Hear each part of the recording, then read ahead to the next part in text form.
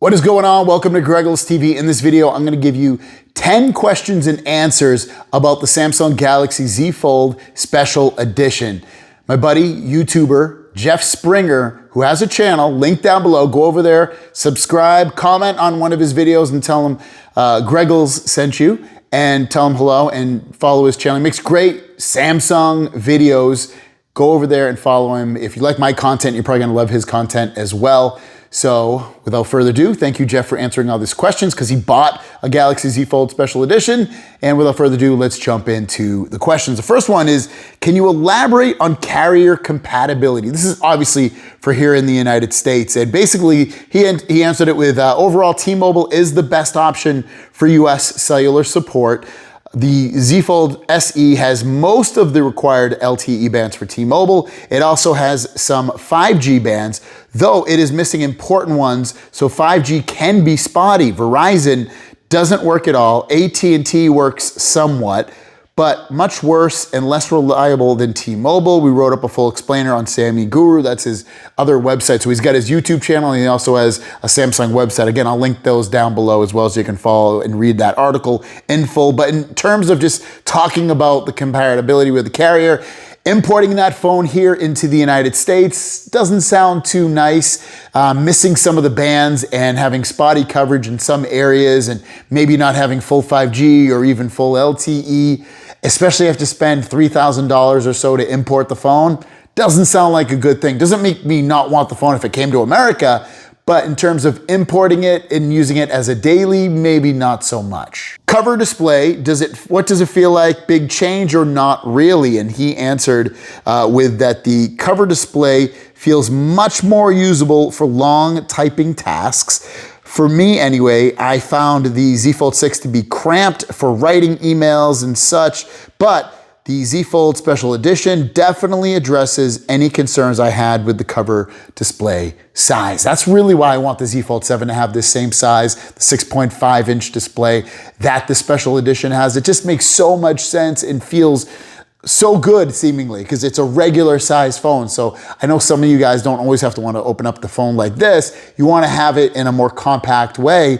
This makes sense, and hopefully we get it here in America with the Z Fold 7, and that just sounds like what he's talking about, not feeling cramped, being able to use it more comfortably is a good thing. Now, questions 3 and 4, he actually answered them together, so I'll just tell you what I asked him. Basically, main display, does it feel like a big change or no? And then also the displays are bigger. Does the phone in general feel too big? He answered with main display is larger and also has a slightly more square aspect ratio. I think it is a noticeable change for the better, but definitely less noticeable than the cover display size increase.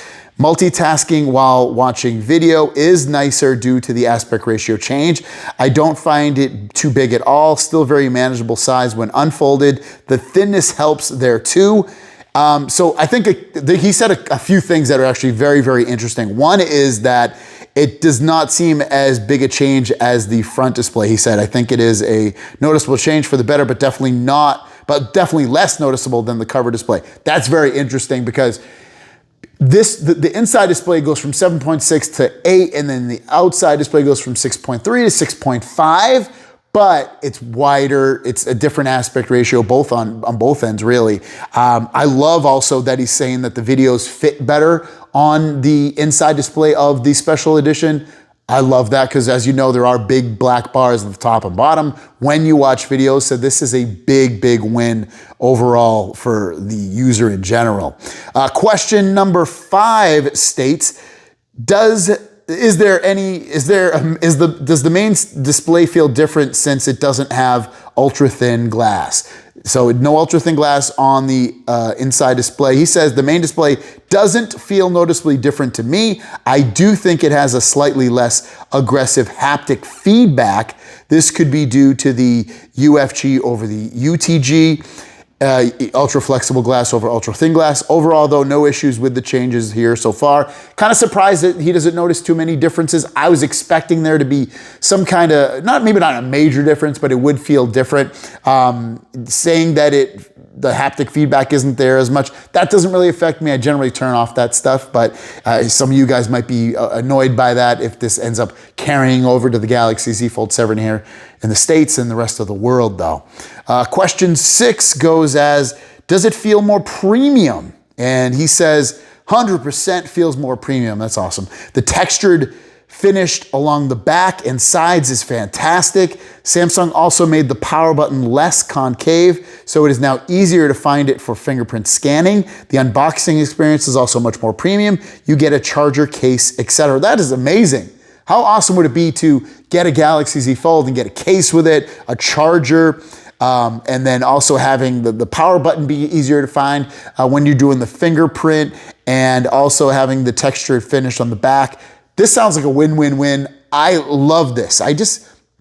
When you're gonna pay this much for a phone, they should really reward you with some extras that honestly cost them barely anything. How much does it cost for them to throw a charger in there that, I know it's, even if it's a couple bucks and they sell millions of these, they lose millions of dollars. I get that. But they can probably go to withstand, losing a couple $1 million for us fans. So, I would love to get that experience back. It would be amazing to get some of those things instead of having to either buy them again or just use your old ones. It's a nice little touch overall.